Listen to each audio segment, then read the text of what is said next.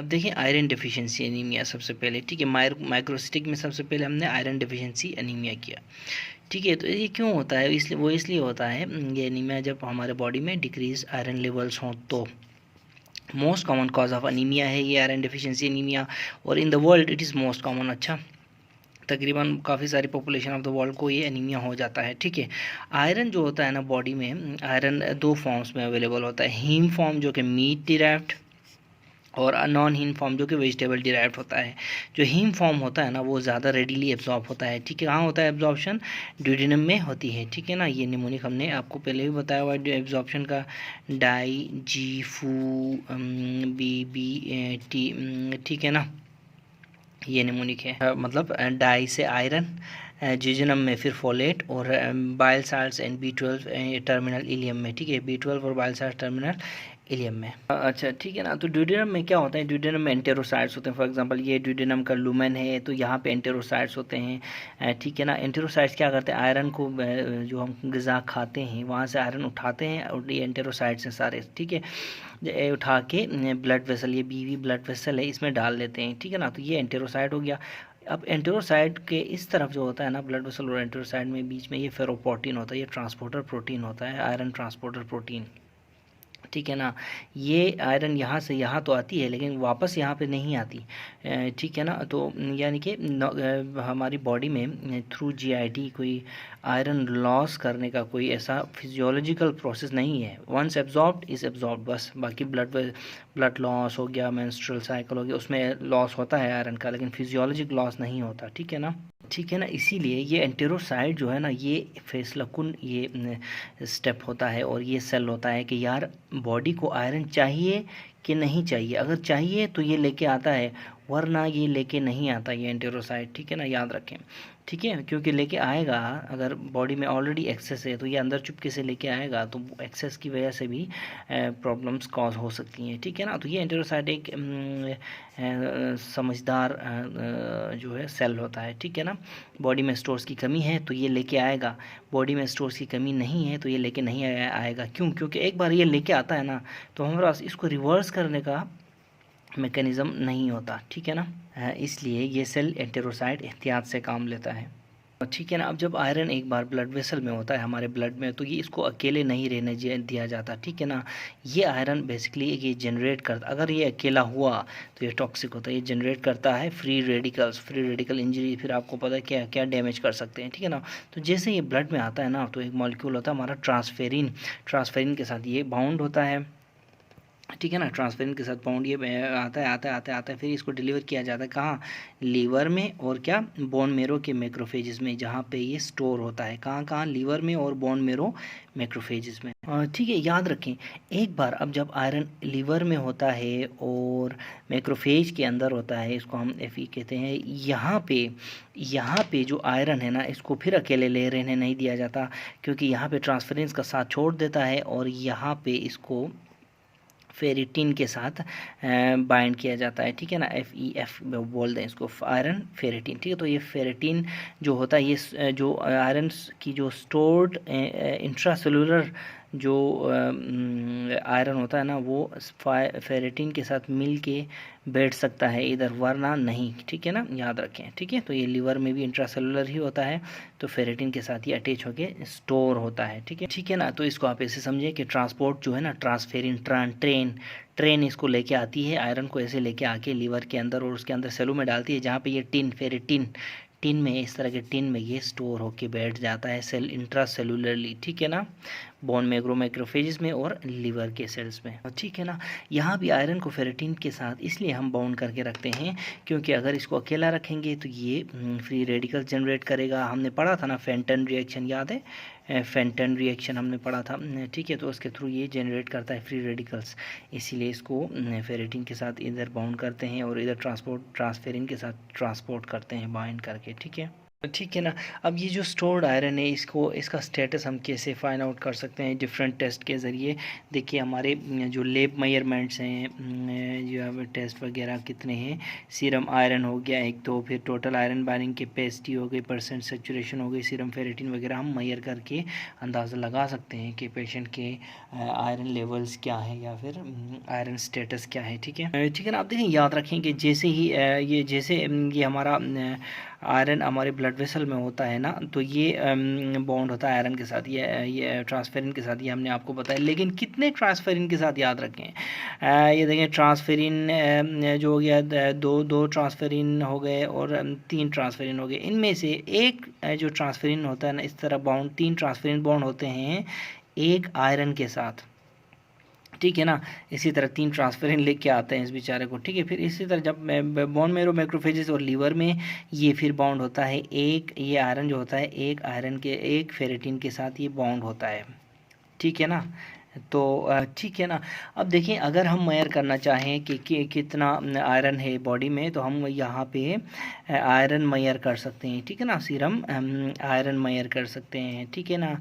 अब on the other hand, अगर हम देखना चाहें कि कितने ट्रांसफेरिन मॉलिक्यूल, कितने ट्रांसफेरिन का लेवल क्या है बॉडी में, तो हम हम क्या मेजर कर सकते हैं? इसको हम कहते हैं TIBC। ठीक है, तो ये TIBC असल में ट्रांसफेरिन का लेवल्स बताती है हमें। ठीक है, और ठीक है ना। तो TIBC क्या हुआ? How many transferrin molecules in the blood. ठीक है ना। अच्छा, इसके अलावा एक और होती है टर्म कि how many transferrin molecules are bound by iron. अगर ये हम देखें कितने आदमी थे, ये जो हम ढूंढने के लिए, यानी कि आयरन ने कितने ट्रांसफेरिन मॉलिक्यूल्स को बाइंड किया है, ये देखने के लिए हम क्या करते हैं? ये हम परसेंट सेचुरेशन का टेस्ट करते हैं। ठीक है, परसेंट सेचुरेशन कहेंगे इसको। ठीक है ना, यानी कि आयरन मैन ने कितने आदमी मारे हैं, इसको हम परसेंट सेचुरेशन कहते हैं। ठीक है ना। इसी तरह अगर हम स्टोरेज फॉर्म ऑफ आयरन देखना चाहें, फॉर एग्जांपल लीवर में ये कितना स्टोर है, अच्छा बोन मैरो मैक्रोफेजेस में, तो हम फेरेटिन लेवल्स देखेंगे। ठीक है, हम फेरेटिन लेवल्स देखेंगे। तो कितने हुए ये टेस्ट हमारे पास? एक हो गया total iron binding capacity, serum iron हो गया, फेरेटिन लेवल्स हो गए और परसेंट सेचुरेशन हो गई। ठीक है ना। ठीक है ना। तो फेरेटिन के टिन से आप अंदाज़ा लगा लें कि ये टिन में कितना आयरन है। ठीक है ना, कितना आयरन है, यानी टिन मतलब हमारा लीवर और बोन मैरो के मैक्रोफेजेस। ठीक है ना, इन दोनों में कितना आयरन है, ये जानने के लिए हम फेरेटिन का टेस्ट करते हैं। ठीक है ना। अब सवाल ये है कि आयरन की डेफिशिएंसी होती कैसे है, यानी कि कैसे हो सकती है?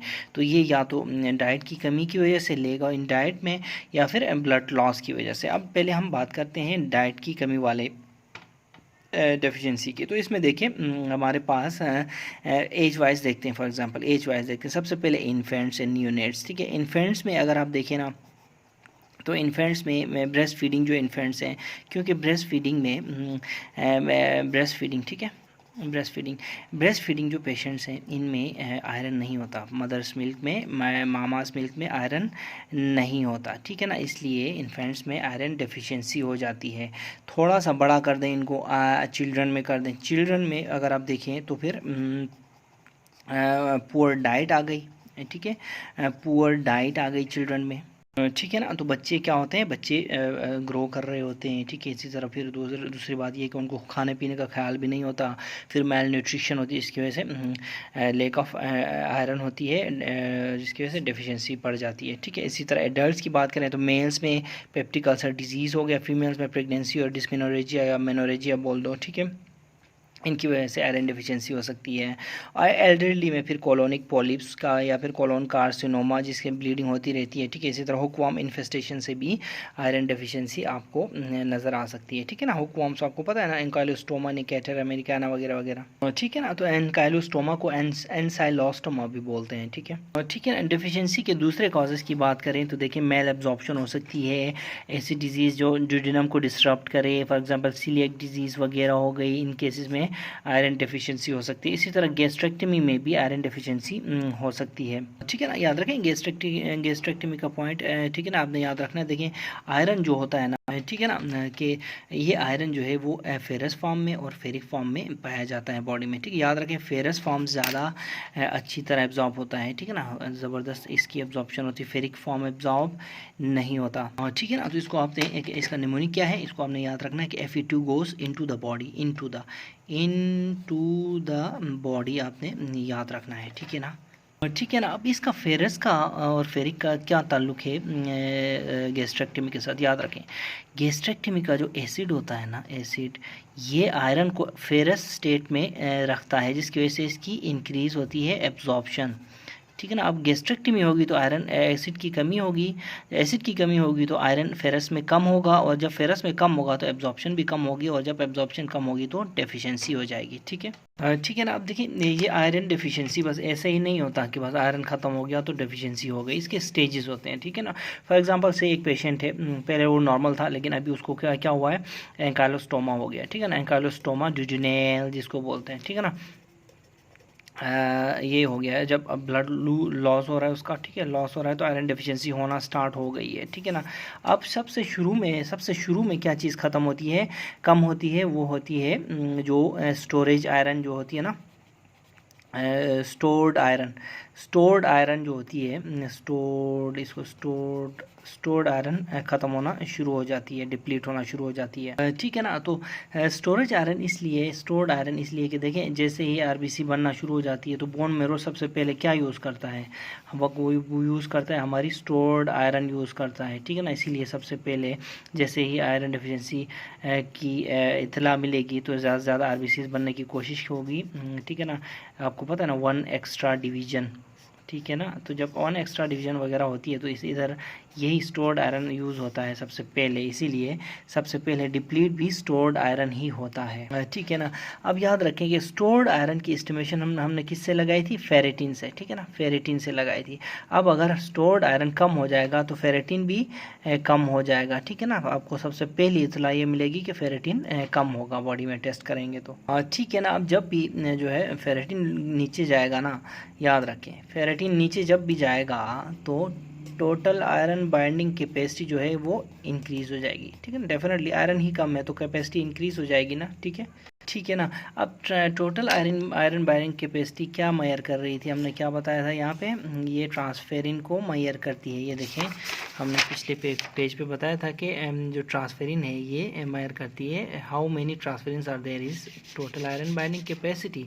तो अब जब फेरेटिन नीचे आ रहा है ना तो टोटल आयरन बाइंडिंग कैपेसिटी ऊपर जाएगी। ठीक है, ठीक है ना। तो दूसरा जो नीचे जाएगा ना उसके बाद वो सीरम आयरन जाएगा। देखें सीरम आयरन जो है जब नीचे जाएगा, सीरम आयरन जब नीचे जाएगा ना तो क्या होगा, ठीक है, एक तो आयरन नीचे जाएगा। ठीक है, दूसरा क्या कम होगा कि परसेंट जो सेचुरेशन है, परसेंट सेचुरेशन कम होगी। ठीक है ना, परसेंट सेचुरेशन नॉर्मल जो परसेंट सेचुरेशन होती है ना वो 33% होती है। ठीक है ना, वो कैसे, फॉर एग्जांपल देखें हमने क्या कहा था कि एक हर 3 में से हर 3 ट्रांसफेरिन में से एक ट्रांसफेरिन आयरन के साथ बॉन्ड होता है। ठीक है, फॉर एग्जांपल ठीक है ना, ये देखें हर 3 में से एक बाउंड होता है ना, तो ये कितने हुए, 2 आयरन और 6 ट्रांसफेरिन। ठीक है, 1 2 3। ठीक है, और ये कितना बनता है, 1 और 3 का अगर आप परसेंटेज निकाल लें तो ये 33% के बराबर होती है, 1:3 या फिर 33% के बराबर होती है। ठीक है ना, तो ये नॉर्मल परसेंट सेचुरेशन है। अब अगर आयरन डाउन जाएगा ना, सीरम आयरन डाउन जाएगा तो परसेंट सेचुरेशन भी कम हो जाती है। फॉर एग्जांपल कहो इसको कैंसिल कर दो, 1:6 हो रही है ये। ठीक है ना, ठीक है ना, तो अब 1:6 हो गई। अब आयरन की कमी हो गई भाई, ये आयरन गया तो 1:6 कितना बनता है, 16% ऑलमोस्ट। ठीक है ना, इतना बनता है। तो देखें परसेंट सेचुरेशन भी नीचे जा रही है। ठीक है ना, ठीक है ना, तो ये जो था ना ये दूसरा स्टेज था आयरन डेफिशिएंसी का, सीरम आयरन डिप्लीट हो जाएगा। पहले स्टोर्ड आयरन डिप्लीट, फिर सीरम आयरन डिप्लीट। तीसरे केस में हमारे पास नॉर्मोसिटिक अनीमिया आ जाएगा। ठीक है ना, नॉर्मोसिटिक अनीमिया। ठीक है ना, थर्ड स्टेज में। ठीक है, ठीक है ना। देखो नॉर्मोसिटिक अनीमिया क्यों है, देखो नॉर्मोसिटिक के बाद आके हमारे पास माइक्रोसिटिक आती है। ठीक है ना। माइक्रोसिटिक नॉर्मोसिटिक के बाद याद रखें, अर्लीस्ट जो एनीमिया होती है ना आयरन डेफिशिएंसी, वो नॉर्मोसिटिक होती है, उसके बाद माइक्रोसिटिक आती है, ठीक है ना। अब नॉर्मोसिटिक क्यों आती है, देखें जैसे जैसे हमारी स्टोरेज आयरन कम हो रही है, डिप्लीट हो रही है, फिर सीरम आयरन की डिप्लीट हो रही है, तो ठीक है ना, आयरन तो चाहिए उसके लिए, किसके लिए, हीम के लिए, ठीक है ना, इसके लिए चाहिए। अब हीम क्या क्या होता है, आयरन और पोरफायरिन से मिलके बनता है ना। तो बोन मेरो कहता है कि यार शुरू में मैं क्या करूँगा, मैं रेड ब्लड सेल्स बनाना तो चाहता हूँ, लेकिन मैं उतने बनाऊँगा जितने मैं बना सकता हूँ, ठीक है। तो वो क्या करता है, ठीक है। तो बोन मेरो बेचारा नॉर्मल बना नहीं सकता, लेकिन कितने बना सकता है, नॉर्मल से कम बनाता है, कम बनाता है लेकिन नॉर्मोसिटिक बनाता है, ठीक है ना। तो नॉर्मोसिटिक आरबीसी जो नॉर्मल टाइप ऑफ सेल्स बनाता है, ठीक है। फिर आहिस्ता आहिस्ता जब उसे पता चलता है कि काफ़ी कंडीशन ख़राब है आयरन के लेवल्स की, तो फिर वो क्या करता है, वो 1 एक्स्ट्रा डिवीजन के बाद माइक्रोसिटिक पिक्चर देना शुरू कर देता है हमारा बोन मेरो, ठीक है ना। तो ये चीज़ बहुत ज़रूरी है, ठीक है ना। फॉर एग्जांपल एक अनीमिया के साथ पेशेंट आया है, हो सकता है वो अपने अर्लीस्ट स्टेज में हो, ठीक है ना, अर्लियर या earliest stage of iron deficiency में हो, और आपने क्लिनिकल एक पिक्चर ली है उसकी पेरिफेरल स्मेयर की, और आपको नॉर्मोसिटिक अनीमिया मिल सकता है, ठीक है। उसमें आपको कन्फ्यूजन हो सकती है कि नहीं, ऐसा ना हो कि जो बैड डॉक्टर्स हैं वो आपको कहेंगे कि भाई नॉर्मोसिटिक अनीमिया है, कोई अनीमिया है ही नहीं इस पेशेंट को, लेकिन जो गुड डॉक्टर्स हैं उनको पता होता है कि अर्लीस्ट जो होती है ना वो नॉर्मोसिटिक अनीमिया होती है पेशेंट में, ठीक है, आयरन डेफिशिएंसी के केस में। हाँ ओके, ठीक है ना। तो ये 4 स्टेजेस, ठीक है ना, 1 2 3 और 4, ठीक है। आयरन में माइक्रोसिटिक, क्योंकि माइक्रोसिटिक ऐसा होता है कि बोन मेरो मजीद नॉर्मल सेल्स बना नहीं पाता, तो वो छोटे सेल्स बनाता है माइक्रोसिटिक, और हाइपोक्रोमिक बनाता है, ठीक है ना। यानी कि इसके सेल्स जो होते हैं ना, बेसिकली सेंट्रल पैरेलल होता है, ये पैरेलल जो होता है ना, फिर ये पेलर बढ़ता जाता है यहाँ तक ये पेलर आ जाता है, ठीक है ना। ये सेल्स का साइज़ भी छोटा होता है, अंदर से पेलर भी छोटा होता है। पेलर जब बढ़ता जाता है ना, तो यानी कि जो white transparent area of the RBC होती है, इसको हाइपोक्रोमिक लेस कलर, ठीक है ना। तो ये होती है ultimate picture of iron deficiency, microcytic hypochromic, है ना। अगर क्लिनिकल पिक्चर की बात करें, क्लिनिकल फीचर्स की बात करें, तो अनीमिया तो होगा ही होगा, फिर स्पून शेप नेल्स होते हैं, ठीक है ना, कोलोनीचिया जिसको बोलते हैं, उसके बाद पाइका होता है पेशेंट्स को, ठीक है ना। पाइका साइकोलॉजिकल ड्राइव होती है एक आयरन लेने के लिए, फॉर एग्जांपल कारी खाते हैं वो, इसी तरह और भी कागज़ खाते हैं, कुछ भी इस तरह की चीज़ें खाते हैं, और ठीक है। अब लैब फाइंडिंग्स की बात करें तो पेशेंट क्या होगा, माइक्रोसिटिक हाइपोक्रोमिक होगा, और विद इंक्रीज्ड RDW के साथ माइक्रोसिटिक हाइपोक्रोमिक पिक्चर होगी, ठीक है। वो क्या है, वो देखें RBC डिस्ट्रीब्यूशन विड्थ, ठीक है ना, RBC डिस्ट्रीब्यूशन विड्थ, ठीक है ना। अगर इनका स्पेक्ट्रम सेम है, ठीक है ना, यानी कि फॉर एग्जांपल सारे आरबीसी एक ही साइज़ के हैं, तो RDW लेस होगा, ठीक है। अगर कुछ कोई बड़े हैं छोटे हैं, बड़े हैं छोटे हैं, बड़े हैं छोटे हैं, तो RDW ज़्यादा होगा। तो इस केस में माइक्रोसिटिक होती है, तो फिर कुछ नॉर्मल कुछ एबनॉर्मल इस तरह के सेल्स होते हैं, तो RDW भी हाई हो जाता है, ठीक है ना। वो इसलिए कि देखें शुरू में आपको पता है ना नॉर्मोसिटिक अनीमिया था, तो इस तरह के सेल्स बन रहे थे, बाद में माइक्रोसिटिक बन गया, तो ये स्पेक्ट्रम बढ़ रहा है, तो रेड सेल डिस्ट्रीब्यूशन विड्थ भी बढ़ रही है, ठीक है ना। तो ये हमारी लैब फाइंडिंग, ठीक है ना। तो ये RDW आपने याद रखना, ये बढ़ती है, ठीक है, आयरन डेफिशिएंसी के केस में, ठीक है। नेक्स्ट जो हमारी फीचर होगी डेफिनेटली सेरम फेरेटिन। फेरेटिन आपको पता है ना, स्टोरेज आयरन हमने पहले भी कहा था, ये लो होगा, जब भी फेरेटिन लो होगा ना, तो TIBC हाई मिलेगा आपको, ठीक है। इसी तरह फिर आयरन तो कम होगा ही होगा, जो सीरम वाला आयरन है, ठीक है। उसके बाद क्या होगा, कम परसेंट सेचुरेशन भी कम होगी, हमने आपको बता दिया पहले। और क्या होगा, और ठीक है ना, इनको for the sake of convenience देखें, आप फेरेटिन और TIBC को एक पेयर में याद रखें, जब भी फेरेटिन कम होगा TIBC आया होगा। इसी तरह आयरन, सीरम आयरन और परसेंट सेचुरेशन को याद रखें, जब भी सीरम आयरन लो होगा परसेंट सेचुरेशन भी लो होगी। इसी तरह एक और चीज़ है, उसको हम कहते हैं FEP जो है ना, FEP भी लो होगी, ठीक है। FEP क्या है, ये है हमारी जो है ठीक है ना, ये है हमारा फ्री इरिथ्रोसाइट प्रोटोपोरफायरिन, याद रखें, ये नीचे नहीं, ये ऊपर जाएगा, फ्री है, फ्री से याद रखें। जब आयरन ही कम है तो ये फ्री है, तो फिर ऊपर जाएगा। वो कैसे, ये देखें, हीम जो होता है ना, वो आयरन और प्रोटोपोरफायरिन से मिलके बनता है। जब आयरन की ही कमी है तो बाउंड प्रोटोपोरफायरिन कम होगा ना, ठीक है ना, बाउंड कम होगा, फ्री ज़्यादा होगा, तो ये फ्री जो है ना इरिथ्रोसाइट जो प्रोटोफॉर्फरिन है वो ज़्यादा होगा, बढ़ेगा। ठीक है, ठीक है ना। आप देखें ये पिक्चर है आयरन डिफिशिएंसी एनीमिया की। सेल्स क्या सेंटर वाला पेलर ज़्यादा हो रहा है, बढ़ रहा है। याद रखें, अगर यहाँ पे सेल्स को छोटे हैं कि कैसे पता चलेगा ये सेल्स हमें उस वक्त पता जब हम ये जो लिम्फोसाइट का जो न्यूक्लियस है ना, ये नॉर्मल साइज़ होता है आरबीसी का, इस जितना होता है आरबीसी। आपने देखें इससे छोटे हैं, इस न्यूक्लियस से छोटे लग रहे हैं सारे, तो माइक्रोसिटी के। हाइपोक्रोमिक कैसे देखेंगे कि इसमें देखें कलर्स की कमी है, ये पेलर बढ़ रहा है, हर सेल में पेलर बढ़ रहा है। ठीक है, ठीक है ना। तो हाई यील्ड पॉइंट याद रखना का क्या है कि लिम्फोसाइट का न्यूक्लियस जो है ना वो normal size of the RBC है, यानी कि आरबीसी इस जितना होता है। अगर इससे छोटा हुआ तो इससे कंपेयर करके आप देख लेंगे, देख के कहेंगे कि ओहो ये तो छोटा है। ठीक है, तो ये माइक्रोसिटिक पिक्चर है, सही है ना। ठीक है ना। अब ऐसा भी नहीं है कि यहाँ पे जितने भी सेल्स हों वो सारे के सारे माइक्रोसिटिक हों आरबीसीज। ठीक है, हमने आपको बताया था ना पहले, कुछ बड़े भी हो सकते हैं, एक दो। ठीक है ना। इसलिए आपने रियल स्लाइड में ये पिक्चर देखे, ये कंपेयर करना है इस न्यूक्लियस के साथ। बाकी एक दो सेल्स बड़े भी हों तो कोई इशू नहीं है। ठीक है, उससे तब आपने कंफ्यूज नहीं होना। और ठीक है ना। अब ट्रीटमेंट क्या है आयरन डेफिशिएंसी एनीमिया की? फेरस सल्फेट देंगे, लेकिन अंडरलाइंग कॉज भी हम देखेंगे। ठीक है, एक पेशेंट आपके पास आया है तो उसकी हमने पूछना ज़रूरी है अपने आप से कि यार क्यों इसको एनीमिया हुआ है। ठीक है ना। फॉर एग्जांपल अगर कोई एल्डरली पेशेंट आपके पास आता है, elderly patient iron deficiency anaemia के साथ, तो आपने सही अब उसको देखना है कि कहीं इसको कोलोनिक कार्सिनोमा तो नहीं है।